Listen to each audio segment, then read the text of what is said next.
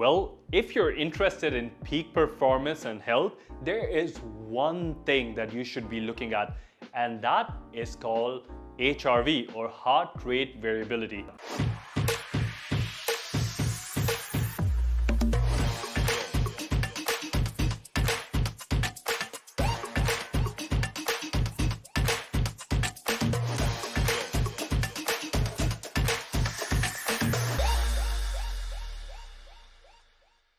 Now, there could be so many things to look at, like how fast you're aging, what your fitness levels are, what your sex hormones like, and how happy you are or productive you are. There are things like blood pressure, there's things like C-reactive protein. So there are so many things that you can look at. But would there be one thing that could give you an overall picture of how well you're doing? Well, I would like to introduce that measure to you. It is called HRV. And what HRV is that it accounts for the variations of intervals between our hearts. Think of it this way. Most people would think that your heart is beating at a steady pace, and that might be healthy. But what it turns out is that nothing in our body is constant. So why should our heartbeat be?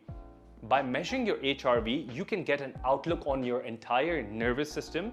So for example, if you have a high HRV score, means you're more in the parasympathetic nervous system, which is responsible for rest, relaxation, digestion, sleep, recovery. On the other hand, if you have a low HRV, that means you might be stuck in the fight, flight, or freeze response, which is associated with things like high stress, overtraining, higher amounts of inflammation. So what do we want to do? We want to have high amounts of HRV score.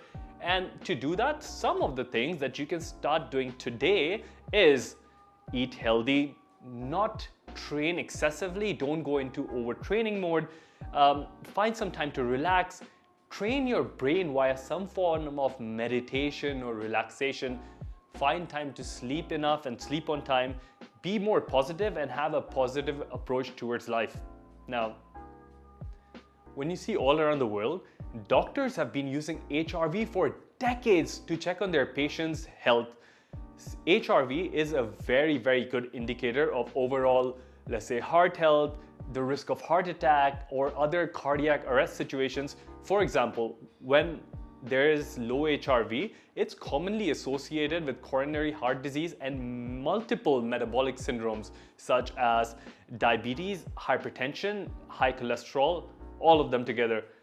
Low HRV is also most common in people who have had heart attacks and people who might going to have heart attacks. So those people with low HRV also have a higher risk of dying in the next 3 years. And when we look around the healthiest populations in the world, amongst the elderly, high HRV is associated with healthy longevity and is associated with that sort of graceful aging, free of any sort of morbidity, which honestly all of us want to head towards. And when we look at global data from peak performers like pro football players, CrossFitters, soccer players, we often see that heart rate variability is one of the most important parameters for training, recovery, and you guessed it, peak performance. So you must be thinking, CJ, how do I measure my HRV? Now, thank God for all the data that we have on performance. A lot of tech companies have come to realize the importance of HRV. And now we have many devices, like I'm wearing the Oura Ring, you can get the Whoop or many other fitness wearables like Apple Watch would do it, and they can give you an idea of your HRV score. Alternatively, you can also, if you don't want to go into like these complex variables, so you could just buy yourself a cheap heart rate strap and connect it to popular apps like I like Elite HRV, I like Sweetbeat, and they can give you an accurate snapshot of your HRV. Now that we understand what HRV is, let's look at a few ways to hack it. First hack I have for you today is consume more green tea. Now, I think by now all of you should know about the amazing benefits of consuming green tea and some of its anti-aging properties when it comes to cardiometabolic properties. But green tea also has shown to increase HRV. If for some reason you don't like green tea, and I don't know why you wouldn't like green tea, you can also supplement with something known as L-theanine, which is shown in multiple studies to have a calming effect on both your nervous system and also increasing HRV. I personally like to mix L-theanine with coffee, which is another biohack to reduce its jitteriness and make the effects of coffee last for a long time. Moving on. Second thing I want you to do is take some time to slow down your life and breathe. Every time we're stressed, we're breathing shallower and faster. And this mostly activates some of the baroreceptors in the chest, causing stress onto your nervous system. Instead, slow down your breathing. Another trick is to make your exhales longer than your inhales. And this has proven to increase HRV. Now, you can do the alternate nostril breathing to increase HRV. That really works. So find a breathwork that works for you and try it. Then, eat fatty fish or have some fish oil on the side. Now, fish oil or fatty fish are high in something called as DHA and EPA, which have been found in these omega-3 oils, which can reduce stress, reduce inflammation, and has also been shown to increase HRV. So, quick and easy trick, right? Then, also comes a part of relaxation. Do some yoga and meditation. Yoga is extremely powerful when it comes to total body optimization and increasing your HRV.